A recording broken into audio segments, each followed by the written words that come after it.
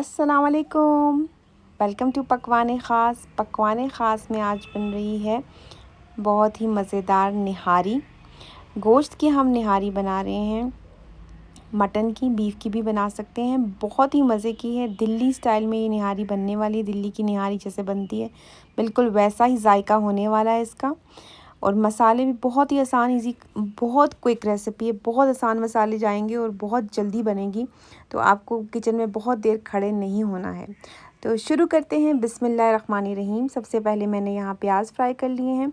3 मैंने medium size प्याज ले लिए थे और मीडियम से थोड़े बड़े थे। इनको अच्छे से गोल्डन ब्राउन करके मैं सेपरेटली एक साइड पे रख दूँगी। दूसरी प्रिपरेशन हमने ये करनी है कि इसमें पड़ेगा मैदा और बेसन, दोनों को इक्वल क्वांटिटी में 7-7 चम्मच लेकर मैंने इसको भून लिया है। इन दोनों चीज़ों को मैंने छान कर भुना है और जब तक इसकी खुशबू आएगी ना रोस्ट होने की, तब तक आप इसको भून लीजिएगा। अब मैंने आधा कप तकरीबन ऑयल डाल दिया है, वही वाला ऑयल जिसमें मैंने प्याज को फ्राई किया था।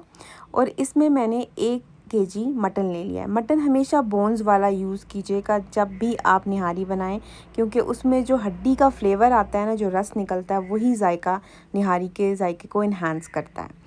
वही जायका हमें चाहिए निहारी में। अब जो प्याज फ्राई किया था उसमें से तकरीबन तीसरा हिस्सा, मतलब 3 जो है प्याज का, आधे से भी ज़्यादा जो है हम इसमें डाल देंगे ब्लेंड करने के लिए।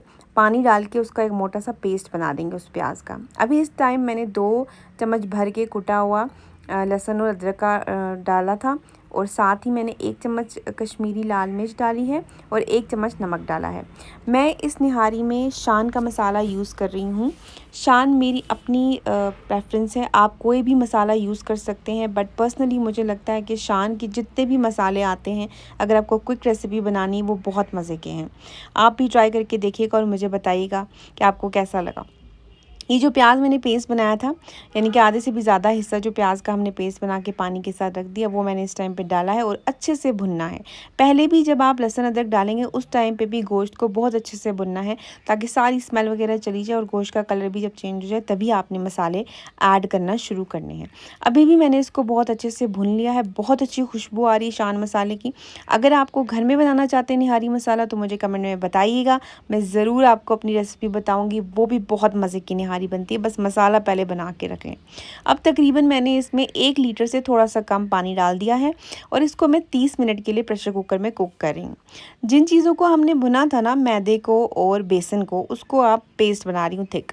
अगर आप चाहें तो बेसन की जगह भुना हुए चने का पाउडर भी इस्तेमाल कर सकते हैं, उससे भी बहुत जायका बढ़ जाता है। मैंने ये बेसन जब ऐड किया तो मुझे लगा कि वाकई जब मैं खाली मैदा ऐड करके पेस्ट बना के डालती थी, उसमें इसके जायके में काफ़ी फ़र्क लगा। तो आप भी ट्राई कीजिए, मुझे बताइएगा कि आपको भी फ़र्क लगा। और अगर आप भुने हुए चने का पाउडर इस्तेमाल करेंगे तो वो और भी मज़ीद जायके को बढ़ा देगा। ठीक है, अब मैंने क्या किया है कि ये जो ऊपर से तेल है वो मैं रिमूव करी हूँ निहारी का।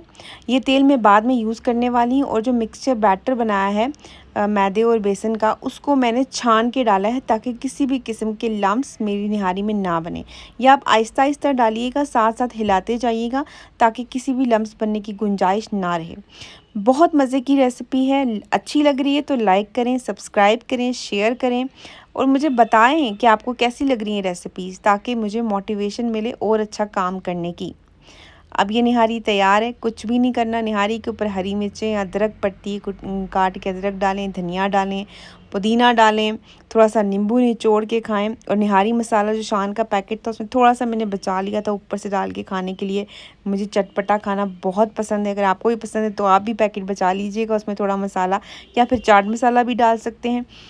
वो भी मैं शान का ही इस्तेमाल करती हूँ या फिर अपना बना हुआ। ऊपर से जो फ्राइड बची हुई प्याज थी ना, वो थोड़ी सी डालेंगे। नान के साथ खाएं, पराठों के साथ खाएं, नाश्ते में खाएं, लंच में खाएं, डिनर में खाएं, कभी भी खाएं, बहुत मज़े की बनती है।